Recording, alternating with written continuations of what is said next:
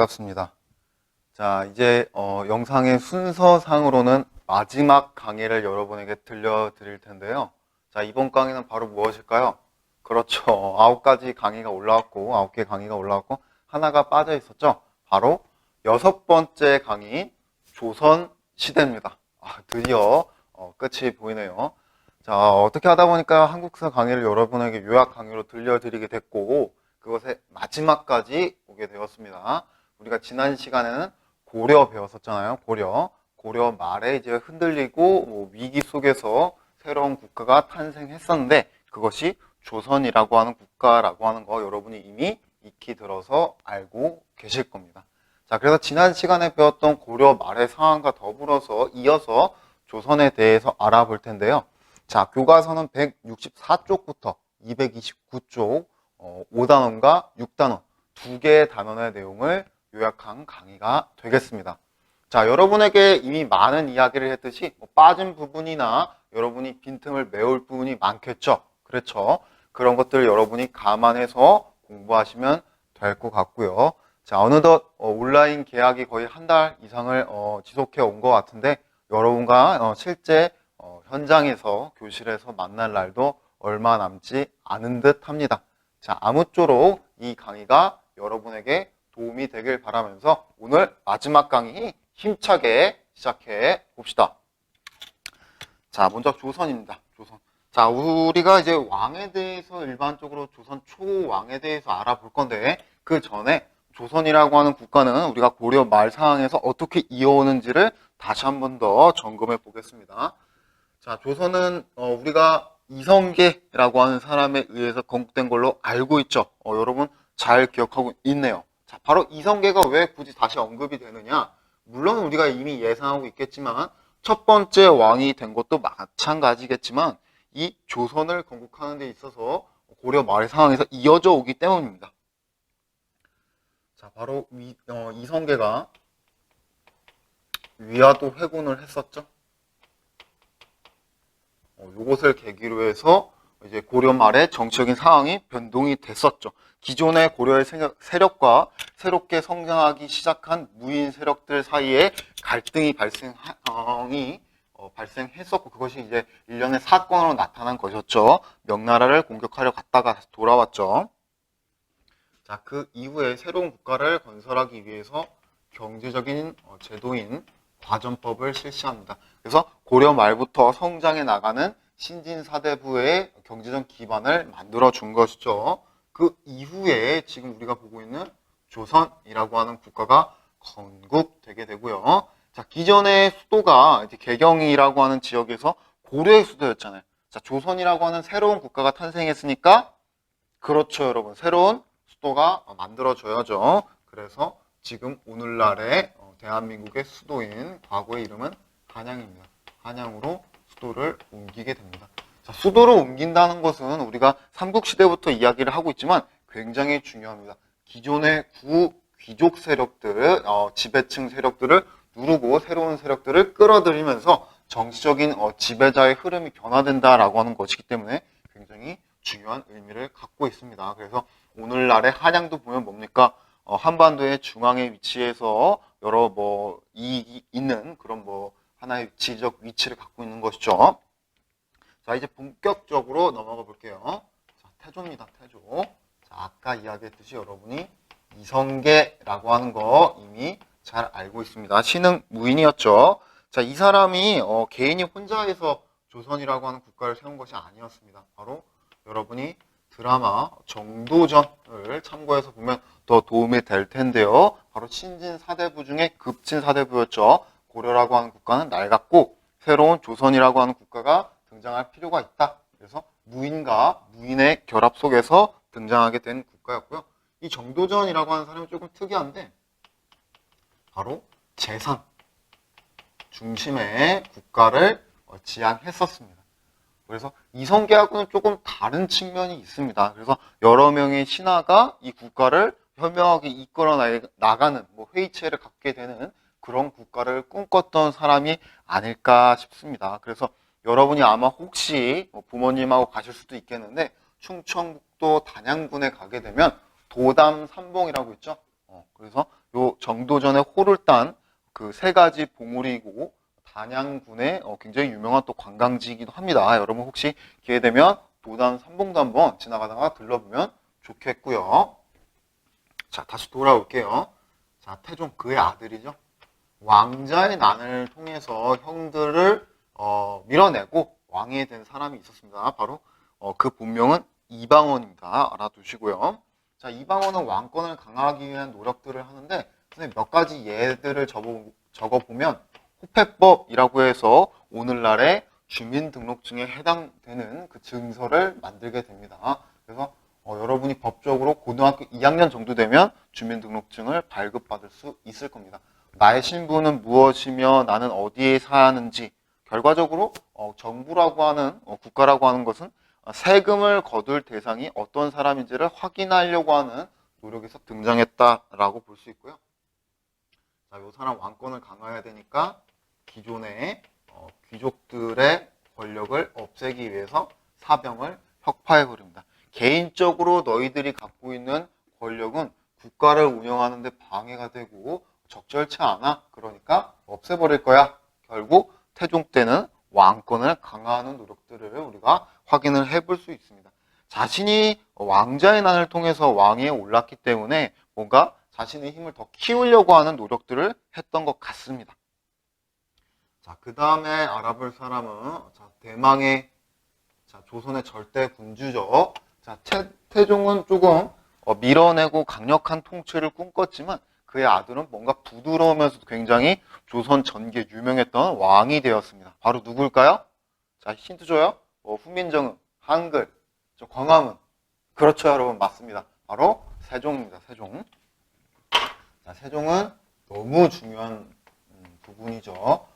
일반 모의고사나 시험에 정말 많이 나오게 되는 부분입니다. 자, 왜 그러냐면 정치적인 것을 통해서 문화를 찾기도 하고요. 문화적인 것을 통해서 또 정치적인 부분을 찾기도 하기 때문에 이 세종이라고 하는 왕이 어떤 일을 했는지 포괄적으로 정치, 문화 그런 부분들을 모두 여러분이 파악해 두는 것이 필요하겠습니다. 자, 세종제는 집현전 여러분 들어봤죠? 집현전을 설치해서 여기서 이제 학자들과 이제 훈민정음을 만들었다라고 하는 이야기를 보편적으로 하죠. 근데 이것도 또 말이 많은 게 세종 혼자 만들었다, 집현전 학자가 만들었다, 같이 만들었다 말이 많습니다만 여러분이 개인적으로 더 확인해 보시고 우리가 통상적으로는 세종이 집현전 학자들과 함께 만들었다 이렇게 표현을 하게 되는 부분 같고요. 자, 그 다음에 경영 같은 것을 굉장히 활성화합니다. 그래서 자신이 똑똑한 위치라고 해서 나 잘났어, 나 너희들의 말을 듣지 않을 거야 이게 아니라 신하들과 계속 국정을 어떻게 이끌어나면 좋을지를 이야기를 했던 겁니다.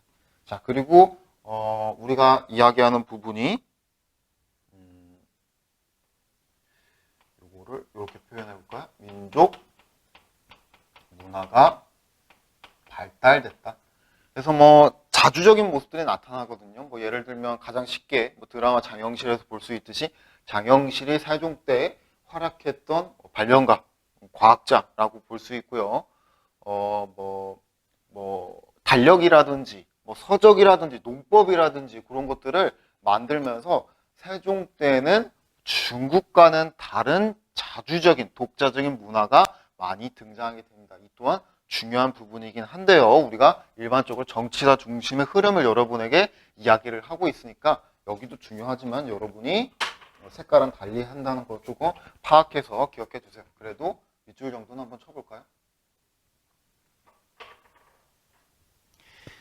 자, 다시 돌아와서 세조입니다. 세조.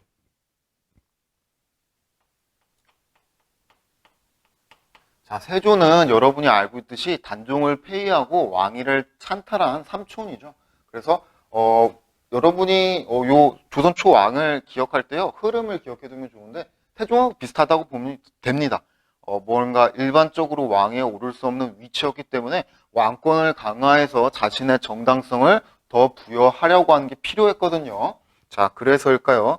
세조 때는 요 집현전과 경험 같은 거 세종 때 실시했었잖아요. 요거 다 어떻게 할까요, 여러분?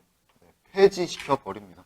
자, 또한 경제적으로 직전법을 실시해서 전현직 관리들에게 원래 토지의 수조권을 줬어요. 수조권은 이제 세금을 거둘 권리인데, 자, 이제 조선 초기가 흘러오면서 땅이 부족해졌어요. 그럼 어떻게 해볼까요? 그렇죠. 답은 뭐 하나밖에 없죠. 땅을 더 적게 줘야죠. 세금을 거둘 권리를 적게 주는 것밖에 없죠. 그래서 현직 관리에게만 세금을 거두게 하는 제도가 직전법입니다. 강력한 왕권이 기반이 되었기 때문에 이런 토지제도도 실시할 수 있지 않았나 선생님 개인적으로 생각이 들고요. 자, 마지막으로 이야기되는 조선 통치체제 정비의 왕은 성종입니다. 자, 성종 때는요. 자, 성종 때는 다른 펜으로 한번 적어볼게요. 경국대전을 편찬합니다. 자, 사실 이제 경국대전은 성종 때부터 편찬한 것이 아닙니다. 아마 선생님 알기로 요 세조 때부터 쭉 이어져 온 그런 걸로 알고 있는데, 자, 어쨌거나 성종 때 이 경국대전이 완성되면서 조선의 유교적인 통치체제가 완성되었다라고 이야기를 합니다. 그 전까지는 중국의 법 개통을 참고하고 모방하면서 뭐 형벌이나 여러 가지 뭐 법률을 집행했었는데, 조선만의 통치체제가 만들어지게 된 의미가 갖고 있다라고 해서 굉장히 큰 의미를 또 부여하는 부분입니다. 자, 넘어갈게요. 자, 중앙과 지방제도의 뭐 그런 뭐 부분이 있는데 교과서에서 여러분이 참고해 보시고요. 자, 그 다음으로 넘어갈 부분은 바로 사화라고 하는 부분이에요. 사화. 여기다가 적어볼게요. 작은 글씨로 사화. 자, 여러분 사화 아마 처음 들어보실 겁니다. 자, 사화란 사림이 화를 입었다라고 하는 표현인데요. 자, 그러면 또 사림이 뭔지를 알아야 되는 그런 아이러니가 있군요. 자, 사림은요. 자, 바로 성종 때부터 등용된 사람들입니다. 선생님 그냥 이렇게 가볼게요. 잘 그렸는지 모르겠네요.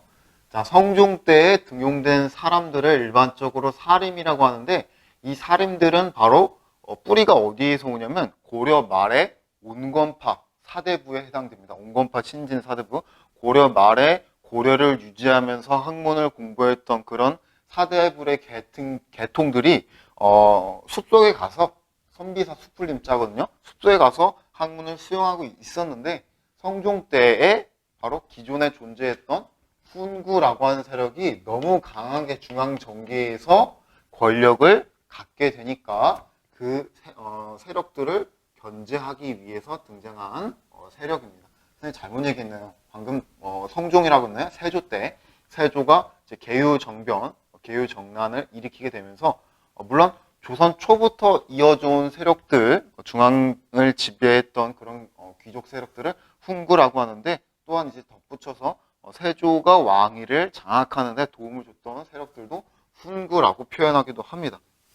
그래서 다시 이야기하면요.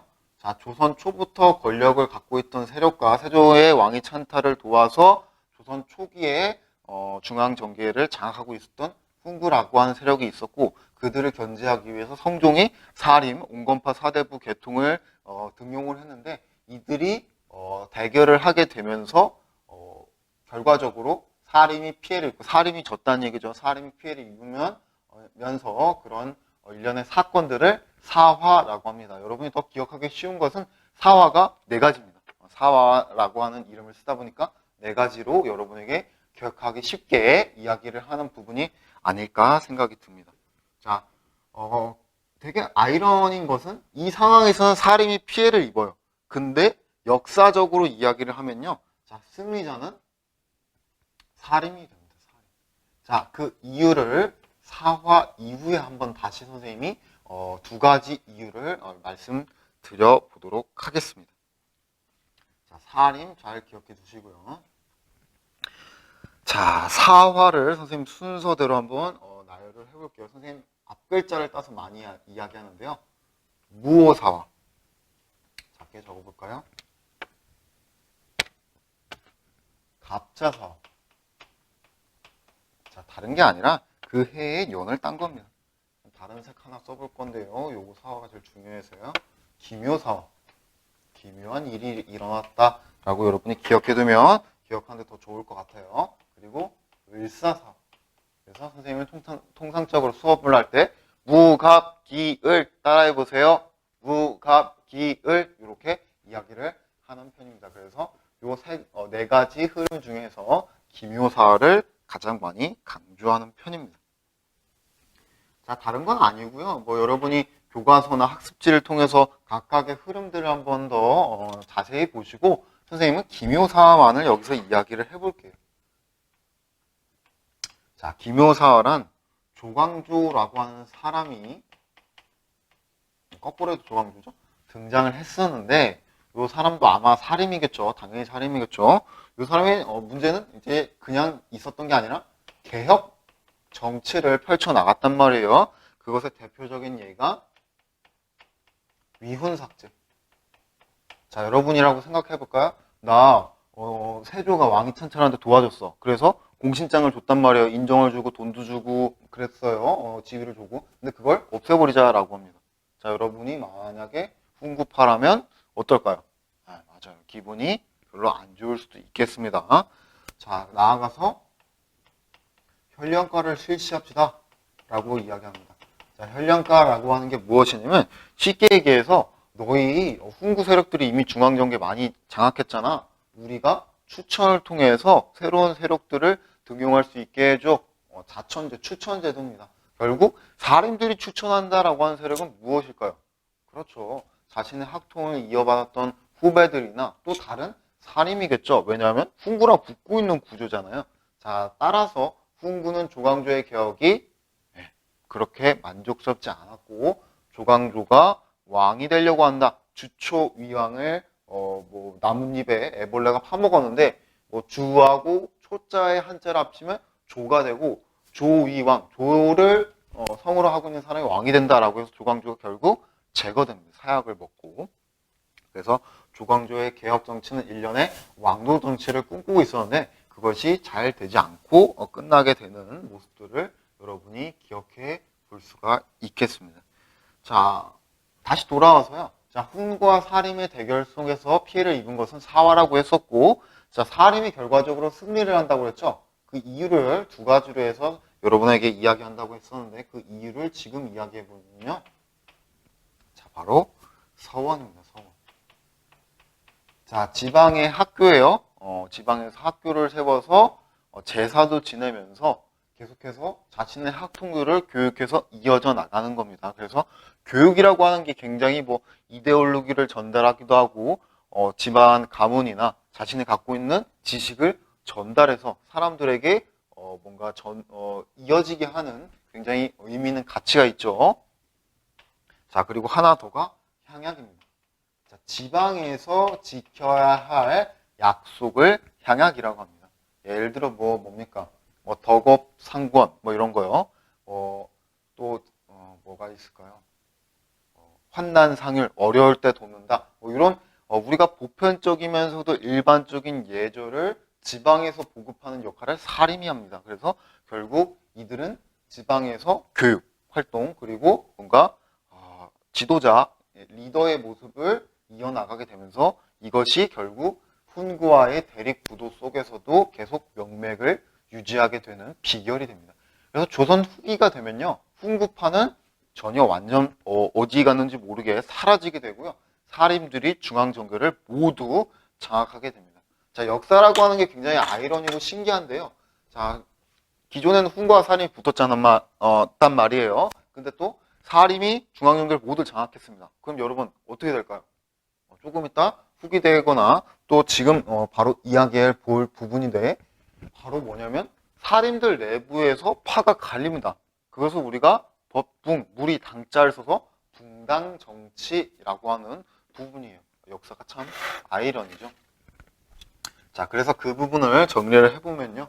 자, 사림들이 결과적으로 살아남게 되면서 붕당이 발생하게 된다. 사림들 내부에서 자신들의 정파와 주장, 이데올로기를 갖게 되면서 분열이 되게 나타나는데 붕당 정치라고 합니다. 자, 그래서 선생님 방금 분열이라고 하는 용어를 썼는데 그렇다고 해서 좋다 나쁘다라고 표현하기는 좀 어렵습니다.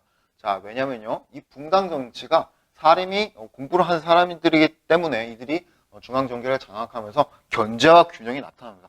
이럴 땐 네가 오라. 이럴 땐 내가 틀려. 라고 하면서 자신들의 회의체가 잘 이루어 나가고 국정도 잘 운영이 돼요. 자, 그런데 사실은 후반부에 가면 그렇지 않습니다. 그 부분 다시 이야기를 해볼 거고요. 자, 그래서 붕당 정치가 왜 등장하게 됐느냐?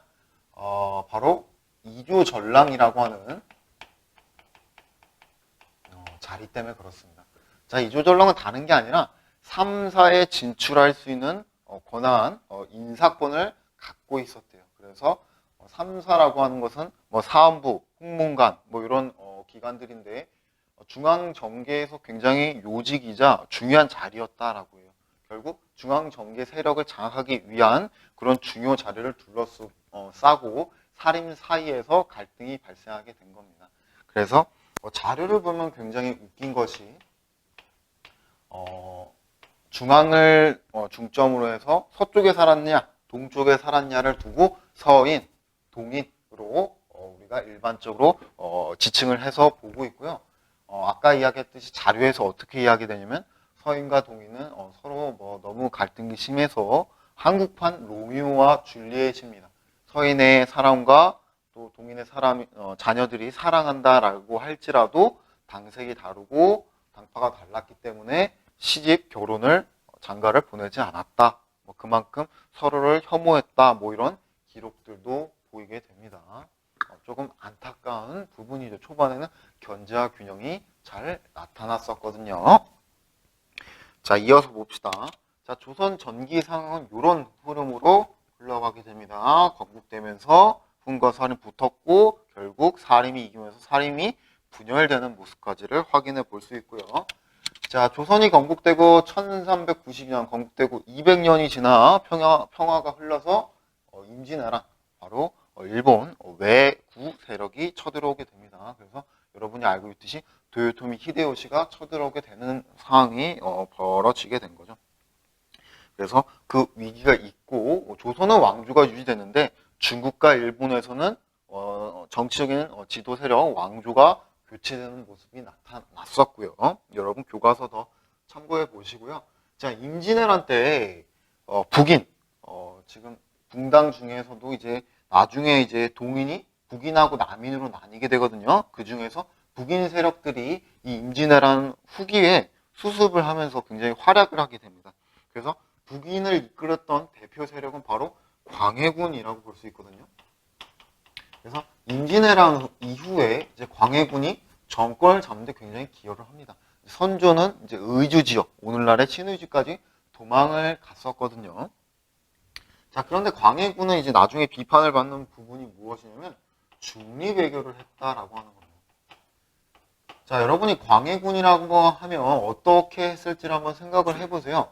자, 임진왜란을 겪으면서 명나라가 파견을 했었고, 자, 이런 상황에서 명나라는 쇠퇴하게 되고 청나라는 다시 뛰어오르게 되면서 만주족은 힘이 강성해진단 말이에요. 그래서 명나라를 지원하는 것도 아니고 청나라를 지원하는 것도 아닌 애매한 외교를 해나가는 그것을 중립외교라고 합니다. 그런데 또 어떻게 보면 비판적으로 애매하다라고 볼 수 있지만 당시에는 또 가장 현명한 외교 정책이 아니었을까 또 평가를 해볼 수도 있습니다. 자, 그런데 문제는 당시의 일반적인 집권 세력은 이 앞에서 이야기했던 서인 세력이었기 때문에 서인 세력은 광해군의 이러한 중립 외교에 대해서 굉장히 큰 불만을 갖고 있었다라고 하는 겁니다. 자, 서인들 입장에서는 명나라가 우리를 도와줘서 국가를 유지하고 있는데 명나라를 배신하는 것은 잘못된 도리가 아니냐라고 하는 의문과 불만을 제기하다 보니까 광해군도 결국 밀리게 돼요. 그 이유가 뭐 폐모살제라고 해서 뭐 형제를 죽이고 뭐 부모를 다치게 했니 뭐 말이 많았거든요.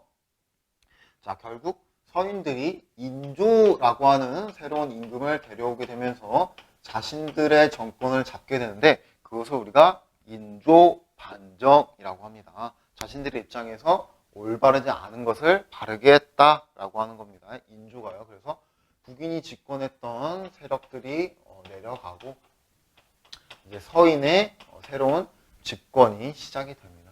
자, 그런데 이 임진왜란부터 호란에 이제 요 정치적인 흐름이 이어지는 게 뭐냐면요. 서인들은 아까 이야기했듯이 뭐라고 합니까? 친명, 명하고는 친하고 배금, 금나라, 나아가 청나라가 되는 그런 세력과는 멀리 했단 말이에요. 그렇다 보니까 당시에 실질적으로 힘은 후금, 나중에 청나라가 되는 세력이죠. 후금이 강성했단 말이에요. 그러면 여러분이 또 후금의 정치적인 지도자라면 어떻게 될 것 같습니까? 그렇죠. 불만이 많았겠죠. 결국 군사를 이끌고 쳐들어오게 되는데 그게 호란입니다. 그래서 요 흐름 이어지게 된다는 거 여러분 이해가 되겠죠? 자, 그래서 후금이 처음엔 쳐들어왔었죠. 그게 1627년이었고요. 나중에 이제 청나라가 돼서 또 쳐들어와요. 그게 1636년 병자호란, 정묘호란이라고 해서 정병이라고 이야기를 여러분에게 드리는 부분입니다. 그래서 조선은 임진왜란과 호란을 기점으로 해서 조선 전기와 후기로 나뉘게 됩니다. 자, 이런 이제 두 차례라고 할까요? 크게는 네 차례로 볼 수 있는데 정유재란까지 포함해서 일본과 이제 중국, 이제 만주족 세력들이 쳐들어오다 보니까 이런 위기 속에서 통치 체제가 변화하게 됩니다. 자, 통치 체제의 정비 한번 알아볼게요.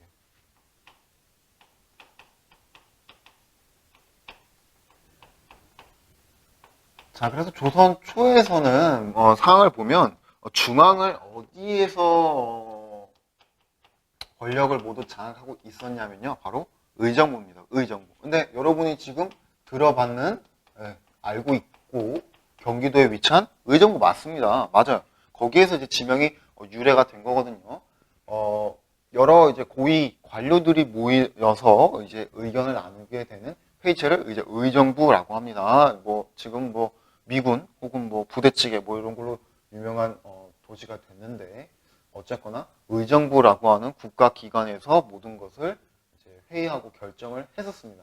자, 그런데 임진왜란을 거치면서 국방적으로 군사적으로 중요한 역할을 했던 기구가 있었는데 그것이 바로 비변사입니다. 자, 여러분 잘 보입니까?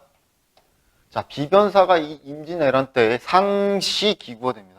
기존에는 항상 존재하고 있지 않은 임시기구였는데, 자, 외란을 겪으면서, 군사가 중요하구나. 그럼 군사적인 기구의 모든 권한을 부여하자. 그리고 우리가 군사적인 기구를 담당하고 있는데, 우리가 지금 중요해. 우리 국난 위기 겪었잖아. 라고 하면서 오히려 정치적인 권력 지도 세력의 재편이 나타나게 되는 거죠. 자, 여러분이 좀 의문을 가져볼 수 있는 건 행정적인 요소는 행정에서 이야기를 해야 되는데 군사를 담당하고 있는 데서 행정까지 이야기하게 된다면 권한이 그렇죠. 비대화되고 남용이 발생하고 할 수가 있는 부분이겠죠. 자, 경제적인 것도 간략하게 이야기 안 할 수가 없는데요. 간략하게만 이야기해 볼게요. 먼저 토지입니다. 자, 이거 헷갈려서 좀 알아볼 필요가 있더라고요. 자, 일반적으로 공법이라고 하는 것을 실시했어요. 예를 들어 풍흉에 따라서 토지 등급을 달리 매긴다든지 뭐 이런 제도였는데 세종 때 시행했었거든요. 이게 잘 안 됩니다. 영정법 그리고 비총제 등을 실시하게 돼요. 자, 무슨 말이냐면 임진왜란을 겪으면서 거의 국토가 초토화됐단 말이에요. 그러니까 토지의 질이 좋은 토지든 그렇지 않은 토지든 다 똑같아졌어요. 국토 전체가 황폐화됐기 때문에 그런 세금을 1결당 4두로 모두 통일시키는 영정법이 실시되고요. 자, 지방의 세금을 예를 들어 청주시 뭐 상당구 일대는 요만큼 세금을 내. 자, 청주시 예를 들어 저기 어디입니까? 뭐 흥덕구 일대는 요만큼 세금을 내. 그걸 중앙정부에서 할당을 하게 돼요. 그게 비총제고요. 세금을 거두기 어려워지니까 이런 모습이 발생하게 되는 거고요. 자, 노동력이자 군사적인 모습도 변하게 되는데, 자, 원래 1년에 2필을 냈어요. 자, 요걸 감면해서 1필로 변화를 시켜 나갑니다. 그래서 이런 변화들 다 확인해 볼 수 있고요. 공납이라고 해서 기존에는 각 지역에 뭐라고 합니까, 여러분? 예를 들어 뭐 충주면 사과 뭐라고 합니까? 뭐 또 어디가 있을까요? 뭐 지역의 특산물 있죠? 기억이 안 나는데 뭐 그런 것들을 중앙에 헌납을 해서 왕실에도 쓰고 뭐 팔기도 하고 뭐 이렇게 했었는데 그것이 대동법이라고 하는 것이 실시가 되면서 오히려 현물, 쌀 혹은 돈으로 내게 되는 제도로 변화가 나타나게 됩니다. 이것 또한 이제 세금을 거두는 게 어려워지고 국토가 또 변화가 나타났기 때문에 또 돈으로 거두게 되는 세금 제도의 변화를 우리가 확인을 해볼 수가 있는 겁니다. 경제제도 여러분이 참고해 두시고요. 자, 그리고 다시 정치로 돌아와서 어디를 이야기해 볼 거냐면 붕당 이야기해 볼 겁니다. 자, 붕당 조선 전기까지는 서인과 동인으로 갈라지게 되는 모습들 이야기하면서 덧붙여서 뭐 북인도 등장을 한 모습을 우리가 확인을 했었는데요. 자, 요 시기가 되면 붕당의 위기가 찾아오게 됩니다. 자, 즉 앞서 이야기했던 요 붕당 서인과 동인의 갈등 모습에도 그나마 견제와 균형은 나타나고 있었다라고 하는 겁니다. 그렇지만 요 시기가 되면 그럴까요? 안 그럴까요? 이미 이야기를 드렸었죠? 네, 그렇지 않습니다. 견제와 균형이 모두 무너지게 됩니다. 자, 그러한 예들이 어떤 거냐면 예송이에요, 예송. 자, 여러분은 굉장히 쉽게 말씀을 드릴게요. 왕이 죽었어요. 왕비가 죽었어요. 자, 그러면 제사, 상복을 얼마나 입어야 될까요? 뭐 정해진 대로 입으면 되겠죠. 예법에 따라서 입으면 되겠죠. 그런데 문제는 예법이 책이 두 가지가 있는데 이거 근거의 자료가 있는데 다릅니다. 어떻게 해야 되죠? 자, 왜 또 예법의 질서가 다르냐면 왕이 또 진정한 왕이냐 그냥 반개 출신의 왕이냐 이렇게 왕을 어떻게 인정할 것이냐에 따라서 시각 차이가 발생하거든요. 이것에 따라서 또 서인과 남인 세력이 갈등을 하게 되는데 그것을 우리가 일반적으로 예송이라고 합니다. 이것도 두 차례에 걸쳐서 일어나게 되고요. 교과서에서 더 자세하게 확인을 해보십시오. 자, 그리고 이야기되는 게 환국입니다. 환국. 환국은 국정을 지도하는 그 세력이 바뀐다. 바뀔 환자를 써서 환국이라고 합니다. 그래서 크게는 예송 때부터 환국까지 약 5차례에 걸쳐서 정권의 주체가 바뀌게 되는 혼란이 발생하게 됩니다. 자, 그래 예를 들면 앞서 시기는 서인 정권을 잡았으면 동인도 유지를 하면서 서로 견제와 균형, 여기가 너희들이 많은 권력을 가졌으면 여기는 내가 장악하면서 우리 견제와 균형을 하자 이런 이야기가 됐었는데 이때가 되면 예를 들어 남인 정권을 잡았어요. 그럼 서인은 어떻게 될까요? 그냥 서인 세력들 사양 먹고 다 척결되는 겁니다. 또 반대로 지금 남인이라고 하네요. 서인이 정권을 잡았어요. 그럼 남인은 어떻게 될까요? 남인 세력 다 사양 먹고 척결되는 겁니다. 자, 보복주의적인 성향이 강하고 견제와 균형이 완전히 무너진 모습들이 등장하게 됩니다. 조선 후기에는요. 자, 그러면 중앙에서 여러분이 왕이에요. 이 모습을 지켜보고 있어요. 내가 이래서 뭐 국정을 하겠습니까? 여러분 생각 어떨 것 같습니까? 그렇죠. 많이 불안하죠. 국정을 추진해 나가려면 뭐 왕권을 강화한다든지 정책을 추진해 나가려면 이래서는 국정을 운영할 수가 없어. 뭐 이런 생각이 들 겁니다. 그렇죠. 자, 그래서 등장하게 되는 게 바로 탕평정치라고 합니다. 탕평정치.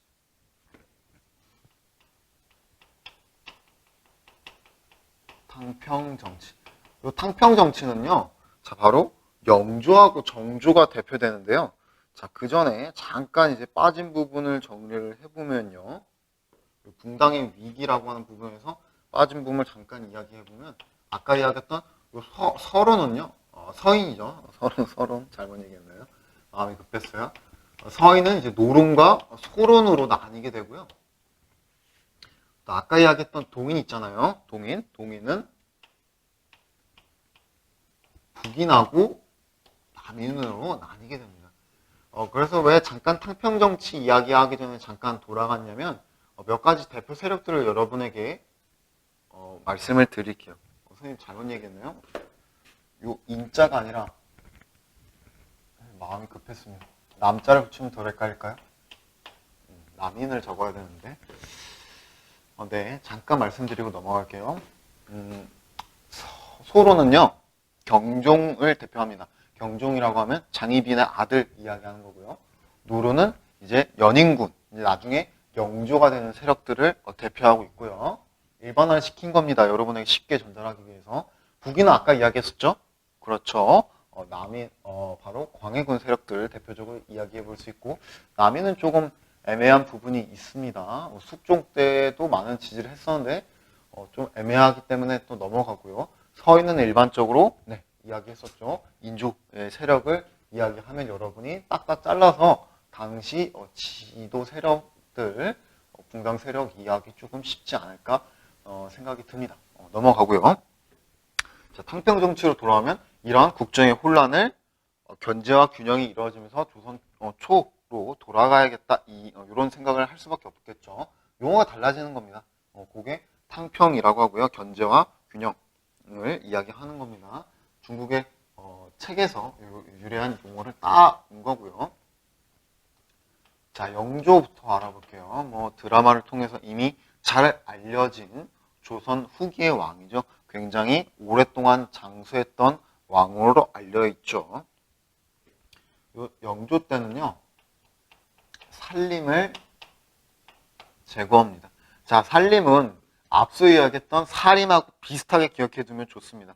자, 살림보다 더 산에 들어가서 학문을 수양하는 사람들을 산림이라고 보면 되겠는데, 조금 애매한 것은 시간이 흘러오면서 요 조선 초에는 정권을 장악하고 성중의 견제와 균형을 이끌어 나가는 도움이 됐었지만, 오히려 이 혼란 속에서 살림이 존재한다는 것은 왕이 자신의 목표대로 국정을 이끌어 나가는데 방해되고 혼란의 혼란의 원인이 된다라고 생각을 했기 때문에 살림을 제거하는 모습들이 나타나고요. 자, 그리고 요 서원이 결국에 사림의 정권을 기반을 만들어낸 건데, 지금 사림이 정권을 잡으면서 붕당의 위기가 오고 혼란했잖아요. 그렇죠. 자, 서원도 없애버립니다.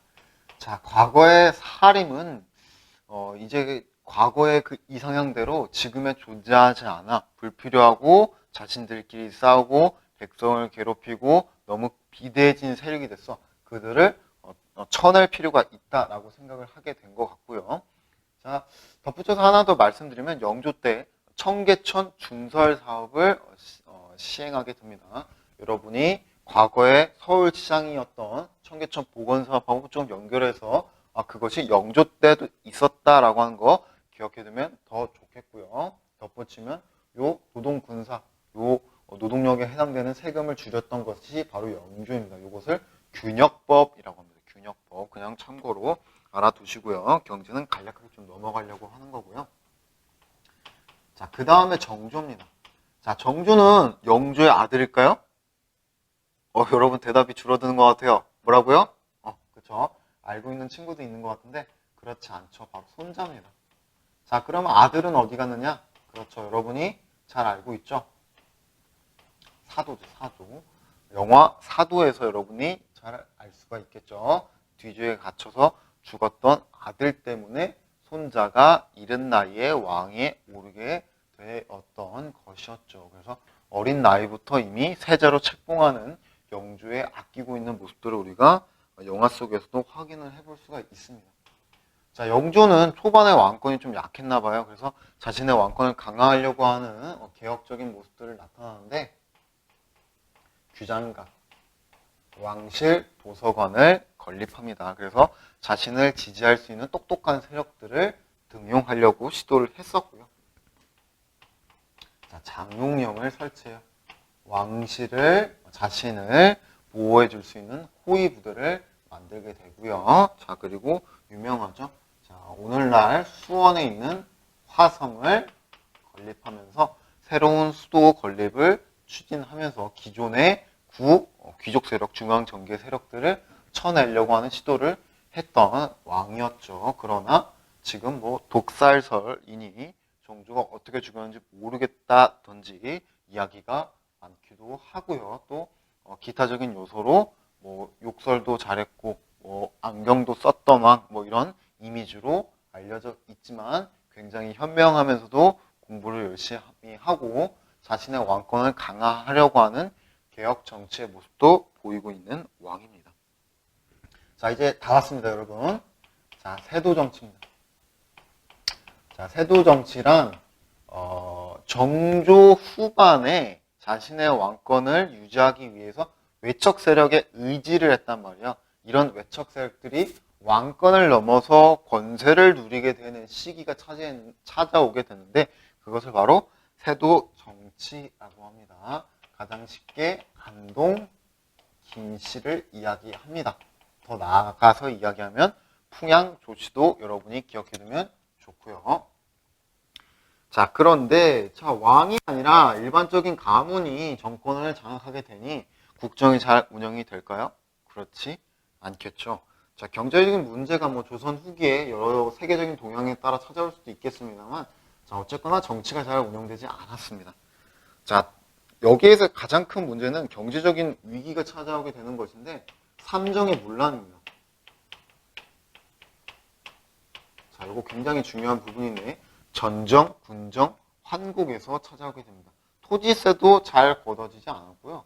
군정도 죽은 사람, 어린 유아에게까지 세금을 거두기도 했고, 요거 공납을 제외하고 환정, 환국이라고 해서 요건 하나 적어볼까요?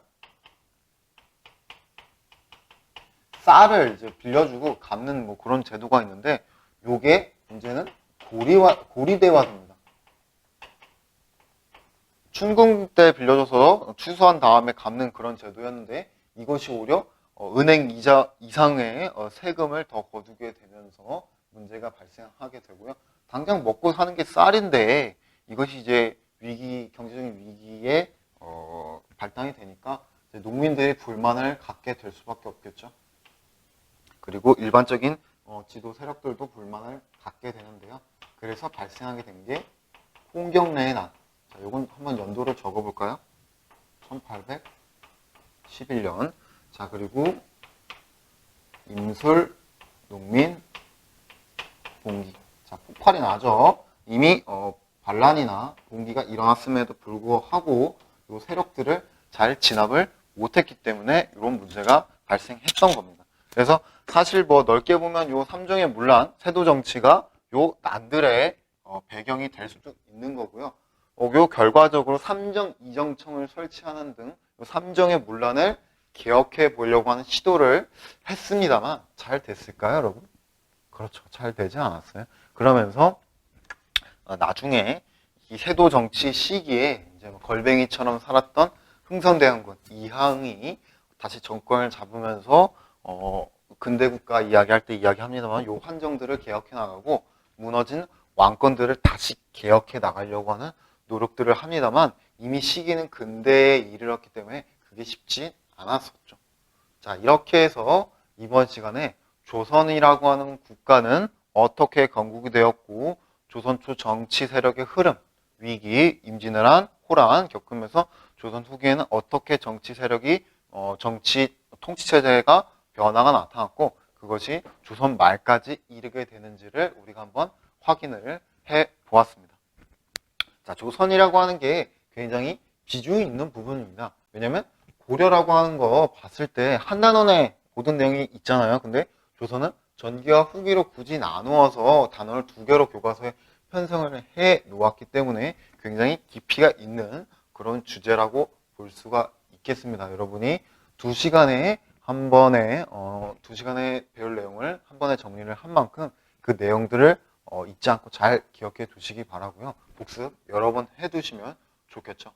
자, 그래서 다음 시간에는 여러분이 이미 순서상 시청한 친구들도 있을 겁니다. 수강한 친구도 있을 텐데 아까 이야기했던 흥선 내용이 등장하게 되면서 근대 국가로 뭔가 발전을 해 나가려고 하는 모습들이 나타나게 됩니다. 물론 고종의 대한제국도 그러하면서 양관이나 현대적인 근대적인 모습들이 자꾸 변화가 나타나게 됩니다. 그래서 7번째 강의는 근대 국가로의 발전, 근대 국가 수립 운동에 대해서 한번 여러분이 이어서 영상을 시청해 보면 좋겠습니다. 자, 이렇게 해서 선생님 입장에서 마지막 강의로 들려드리게 되는 조선 시대까지 모두 촬영을 해 보았고요. 지난 10번째 강의에도 말씀을 드렸는데 여러분에게 아무쪼록 이 강의가 학습하는데 도움이 많이 되었으면 좋겠습니다. 가장 중요한 건 흐름을 잡으세요. 역사는 외우지 말고 암기하지 말고 각각의 시대를 세종, 민족문화의 발달, 어쩌고저쩌고 이렇게 반복하면서 외우기보다 이 사람들은 왜 이런 정책을 해나갔고 이런 상황에서 나라면 어떻게 할까? 이런 것들을 좀 대입해 보면 이걸 추체험이라고 감정이입이라고 하는데 굉장히 도움이 됩니다. 그래서 단순히 외우지 말고 흐름을 이해했으면 좋겠다라고 하는 선생님의 개인적인 소망을 여러분에게 전달을 해봅니다.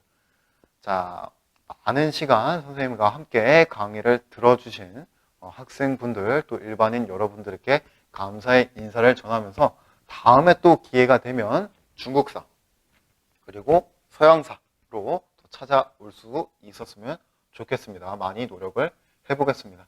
자, 인사하고 자, 강의 마치도록 할게요. 자, 여러분 정말 감사합니다.